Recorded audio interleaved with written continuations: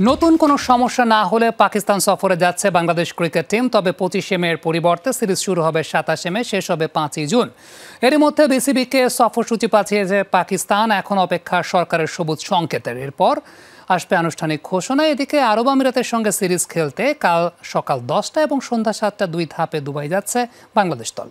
শুধু প্ল্যান করলেই হবে, টিভি পাইতে ক্যাপটাও তো খুলতে হবে। কোকা-কোলার এত বড় অফার, ক্যাপ খুলো, কোড দাও আর উত্তর দিয়ে জিতে নাও ফ্রিজ, টিভি, ফোন আর প্রতি বোতলে নিশ্চিত ক্যাশব্যাক। সবকিছু ঠিক থাকলে 22 মে দুবাই থেকে পাকিস্তান যাবার কথা ছিল বাংলাদেশ দলের। 5 ম্যাচের টি-20 সিরিজ শুরু হতো 25 মে, কিন্তু ভারত পাকিস্তান যুদ্ধের কারণে সিরিজ নিয়ে তৈরি হয় ঘোর অনিশ্চয়তা।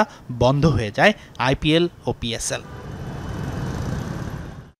যুদ্ধবিরতির খবরে আবারও মাঠে ফেরার অপেক্ষায় ক্রিকেট।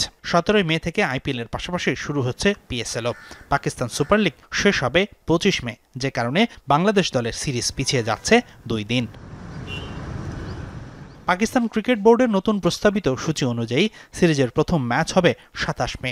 এরপর 29 মে, 1, 3 ও 5 জুন হবে সিরিজের পরের 4 ম্যাচ। ভেন্যু নিয়ে কিছুটা ধোঁয়াশা আছে। বাংলাদেশের আপত্তি না থাকলে ফয়সালাবাদ ও লাহোরেই হবে খেলা। তবে পুরো সিরিজ রাওয়ালপিন্ডিতে করার ভাবনাও আছে।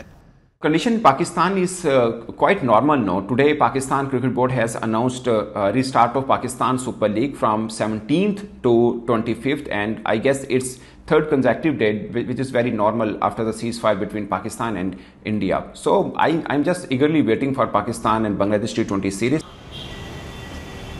19-21 মে আরব আমিরাতের বিপক্ষে 2 ম্যাচের টি-20 সিরিজ খেলবে বাংলাদেশ। পাকিস্তান সিরিজ 2 দিন পিছিয়ে যাওয়ায় দুবাইতে হয়তো 2 দিন বাড়তি ক্যাম্প করে পাকিস্তানে যাবে লিটন দাসের দল। তবে আনুষ্ঠানিক ঘোষণা আসতে আরও 2 দিন সময় লাগতে পারে। সবকিছু ঠিক থাকলে সরকারের নিরাপত্তা সংস্থাগুলোর সবুজ সংকেত পেলে বৃহস্পতিবার সিদ্ধান্ত জানাবে বিসিবি। তবে যতটুকু জানা গেছে, এটা পরিষ্কার অনিশ্চয়তা কাটিয়ে পাকিস্তান সফরে যাচ্ছে টাইগাররা। হাসানুর রহমান, যমুনা স্পোর্টস, ঢাকা।